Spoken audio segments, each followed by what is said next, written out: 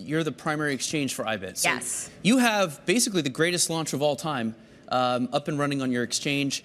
And now we just got word over the past couple days that after the SEC approval, CFTC has approved, and OCC, I'll let you deal with those acronyms, but this is like the bureaucracy that you have to go through to get options to be approved, especially for a 33 Act ETF. It's a little tricky, but it looks like all systems go.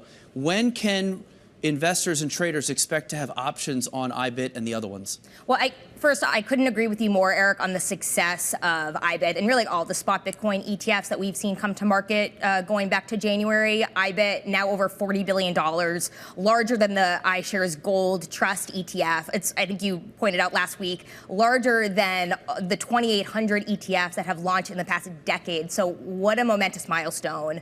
The options development on IBIT is something that we've been working on over the past 10 months with BlackRock, with the regulators. And so, as you said, over the past few days, the CFTC did put out an advisory on their stance with these with the options listed on IBIT. So we're working very closely with BlackRock and the OCC on these final steps. We've put out the necessary listing application documentation. And so our intent at Nasdaq is to list and trade these options, as early as tomorrow. So it should certainly be an exciting week. It was exciting enough to have these spot Bitcoin ETFs launched earlier this year, and then we had the Ethereum ETFs in July. So I think kind of this next step is just rounding out that digital asset ecosystem for ETF investors. That's really interesting. So potentially as soon as tomorrow, watch this space. You mentioned that this is something you've been working on with BlackRock and the necessary parties for 10 months. You think back to the experience with the Bitcoin futures ETFs.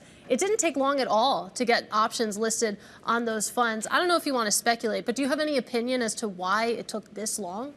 Yeah, I mean, no real speculation. Like Eric said, the structure of the 33 Act that these spot Bitcoin ETFs are structured in just is some added, regulatory, approvals that need to be had. But again, up until this point, like I said, our, strong engagement with these different regulators as well as the BlackRock team led us to this, successful, decision. And again, getting these options listed on IBIT into the market, I think will be, very exciting for investors because that's really what we've heard from them.